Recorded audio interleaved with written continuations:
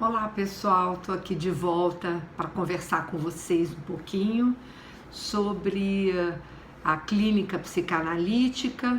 Mais especificamente vou retomar a questão da histeria, especificamente a questão do sintoma histérico.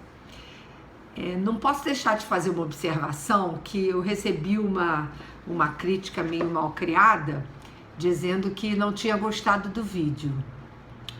Nem sempre eu consigo dizer, nos poucos minutos que eu tenho para conversar com vocês, aquilo que eu me proponho a dizer. Por isso os vídeos são bem curtos e eles têm uma continuidade, né?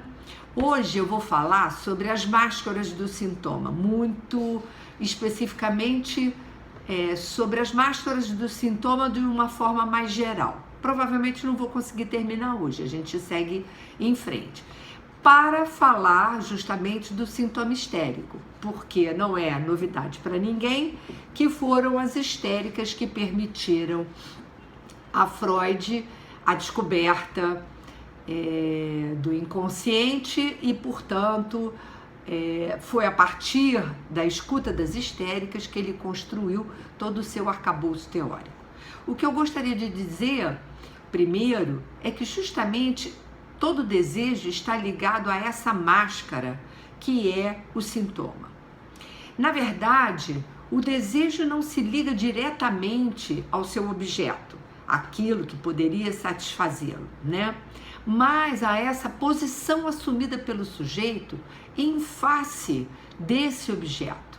Isso cria sempre, necessariamente, uma certa insatisfação perene, porque jamais se alcança completamente o objeto que satisfaria o sujeito, né? Para início de conversa, porque esse objeto não há. E, em segundo lugar, os objetos substitutivos são sempre, por serem substitutivos, insuficientes para abarcar tudo aquilo que seria da ordem de uma satisfação. Freud, ele se dá conta do inconsciente a partir da leitura que ele faz dos seus sonhos e também dos sintomas dos seus pacientes, né? E aí ele se dá conta do que é o desejo inconsciente. E, portanto, a interpretação de Freud a propósito do desejo inconsciente e daquilo que é sua máscara, ou seja, o sintoma, sempre se dava de forma enviesada, né? Por quê? Porque na leitura que ele fazia dos sintomas dessas pacientes histéricas, a princípio, ele sempre dava uma indicação mais direta. E o que ele se deu conta, sobretudo na escuta do caso Dora, também na escuta de outras pacientes, mas de forma emblemática, no caso Dora, quando ele indica a Dora que ela amava o Sr. K, ou seja, que o desejo de Dora estava dirigido àquele homem, ele esqueceu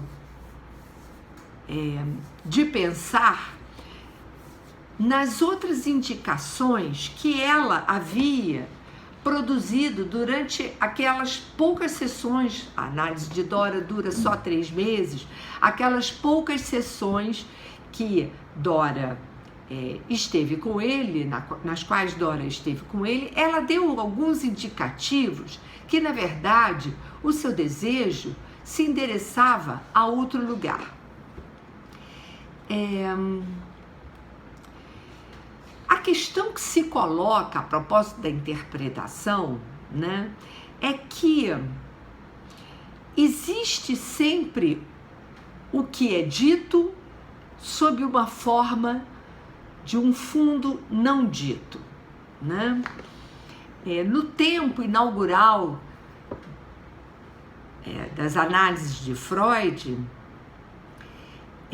toda a interpretação desse psicanalista era uma interpretação mais direta, porque ele justamente estava fundando o campo da psicanálise. E ele não,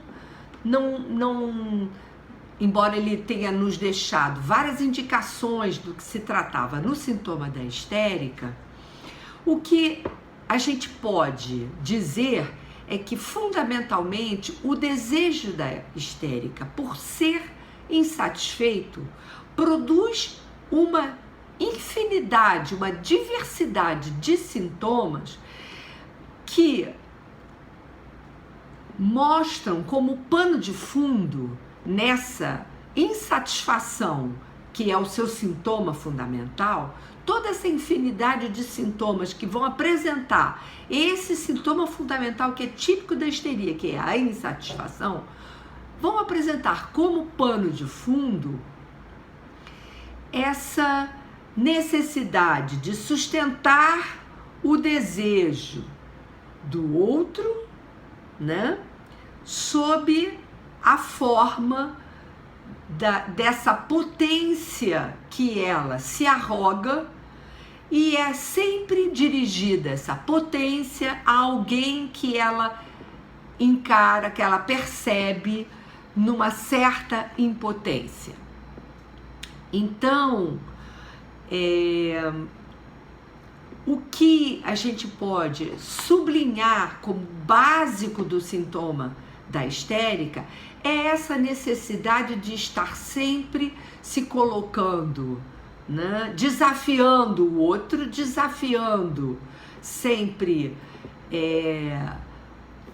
alguém que ela suponha saber e, de certo modo, se propondo como aquela que pode dar uma completude a essa fragilidade que ela percebe no outro.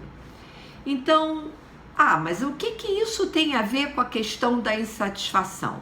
Tem tudo a ver, porque justamente é impossível locupletar, né, aquilo que a gente percebe de falha em quem quer que seja. Eu queria também poder fazer um apontamento que eu acho que é bastante interessante da gente pensar, é que hoje as pessoas já chegam nas análises sabendo mais ou menos como funciona a questão da análise, o setting analítico, muitas coisas sobre interpretação, muitas coisas sobre o que se chama em psicanálise recalcamento, até mesmo uma certa idealização do que seriam as formas clínicas da neurose, ou seja, a histeria, a neurose obsessiva, enfim, as pessoas, o que seriam as fobias, as pessoas já vêm com um certo saber antecipado sobre as modalidades clínicas, né, da neurose. E é interessante porque o que eu percebo é que as pessoas querem respostas muito objetivas. Por exemplo, uma pessoa me interpelou, na verdade, afinal de contas, você não falou dos sintomas histéricos, porque os sintomas histéricos, respondo eu agora, são uma infinidade.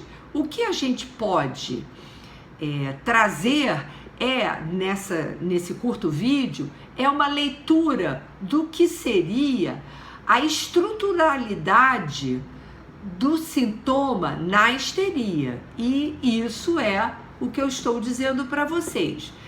O desejo da histérica se caracteriza por uma insatisfação e esse sintoma, né, ele promove uma máscara que é o seu sintoma, que é aquela criatura que está sempre querendo saber se o mestre de fato sabe ou se ele está enganando.